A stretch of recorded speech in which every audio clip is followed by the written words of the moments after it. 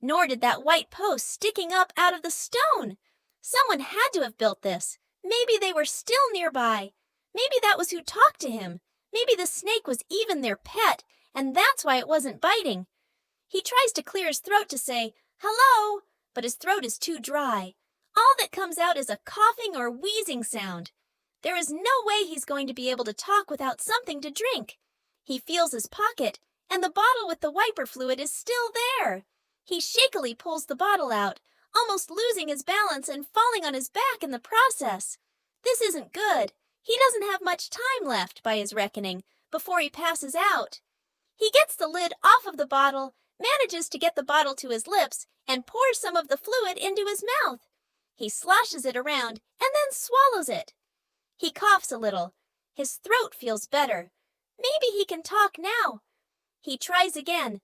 Ignoring the snake, he turns to look around him, hoping to spot the owner of this place, and croaks out, "Hello? Is there anyone here?" He hears from his side, "Greetings. What is it that you want?"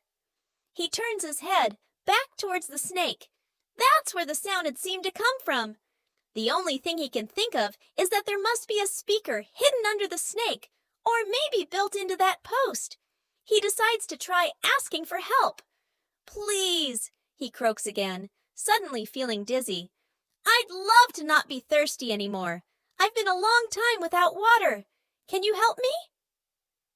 Looking in the direction of the snake, hoping to see where the voice was coming from this time, he is shocked to see the snake rear back, open its mouth, and speak.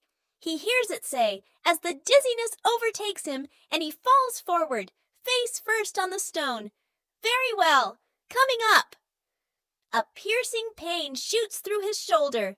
Suddenly he is awake. He sits up and grabs his shoulder, wincing at the throbbing pain. He's momentarily disoriented as he looks around, and then he remembers the crawl across the sand, the dark area of stone, the snake. He sees the snake, still wrapped around the tilted white post, still looking at him. He reaches up and feels his shoulder where it hurts. It feels slightly wet. He pulls his fingers away and looks at them. Blood! He feels his shoulder again. His shirt has what feels like 2 holes in it, 2 puncture holes. They match up with the 2 aching spots of pain on his shoulder. He had been bitten by the snake. It'll feel better in a minute. He looks up.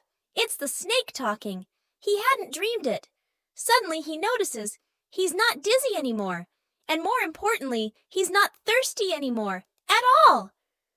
"Have I died? Is this the afterlife? Why are you biting me in the afterlife?" "Sorry about that, but I had to bite you," says the snake. "That's the way I work. It all comes through the bite. Think of it as natural medicine." "You bit me to help me? Why aren't I thirsty anymore? Did you give me a drink before you bit me? How did I drink enough while unconscious to not be thirsty anymore? I haven't had a drink for over 2 days. Well, except for the windshield wiper fluid. Hold it. How in the world does a snake talk? Are you real? Are you some sort of Disney animation?" "No," says the snake. "I'm real. As real as you or anyone is anyway. I didn't give you a drink. I bit you. That's how it works. It's what I do. I bite. I don't have hands to give you a drink, even if I had water just sitting around here." The man sat stunned for a minute. Here he was, sitting in the middle of the desert on some strange stone that should be hot but wasn't, talking to a snake that could talk back and had just bitten him. And he felt better. Not great. He was still starving and exhausted, but much better. He was no longer thirsty. He had started to sweat again, but only slightly. He felt hot in this sun, but it was starting to get lower in the sky, and the cool stone beneath him was a relief he could notice now that he was no longer dying of thirst.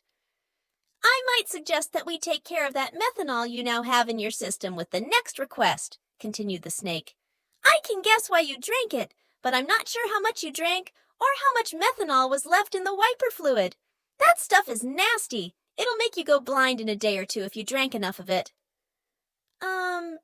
Next request?" said the man.